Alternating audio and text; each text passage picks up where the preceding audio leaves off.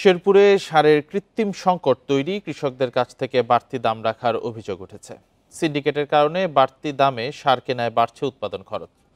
এতে লোকসানের শঙ্কায় কৃষকরা। তবে অভিযোগ পেলে ব্যবস্থা নেওয়ার আশ্বাস কৃষি বিভাগের। বান্ডেল থাকলে প্রতি সেনমানিতে টাকা বাঁচবে।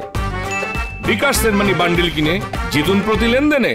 চলতি মৌসুমে শেরপুর জেলায় 93,720 হেক্টর জমিতে আমন ধান রোপণের লক্ষ্যমাত্রা ঠিক করা হয়। এর মধ্যে 92,587 হেক্টর জমিতে আমন ধান চারা রোপণ শেষ হয়েছে। একই সাথে 5,387 হেক্টর জমিতে শাকসবজির আবাদও করেছে কৃষক। তবে সারের সংকটের কারণে কাঙ্ক্ষিত লক্ষ্যমাত্রা অর্জনে দেখা দিয়েছে শঙ্কা। প্রতি বস্তা সারে 250 থেকে 600 টাকা পর্যন্ত বেশি আদায় করা হচ্ছে অভিযোগ কৃষকদের। মূল্য বেশি চা, যে বস্তা 1400 টাকা, বস্তা 2000 টাকা। এই মার তো ঘুরে এলাম, তারপর সার দিল না। প্রয়োজন ভাবে সারটা পাইতাছি না পাওয়ার কারণে সারের দাম রইতেছে অতিরিক্ত বেশি। এক বস্তা সার কিনবা গেলে 200-300 টাকা বেশি লাগে।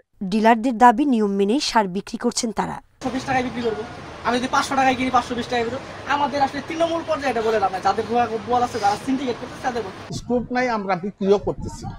আমি বললাম যে আমরা সরাসরি কৃষকের কাছে ক্যাশ মেমো এবং তার মোবাইল নাম্বার সহ আমরা সার বিতরণ করতেছি। বাজার ঠিক রাখতে অভিযান পরিচালনার কথা জানিয়েছেন জেলা কৃষি কর্মকর্তারা।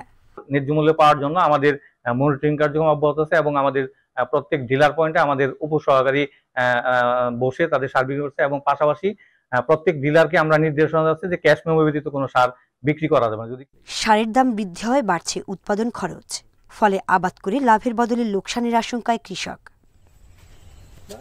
Independent news.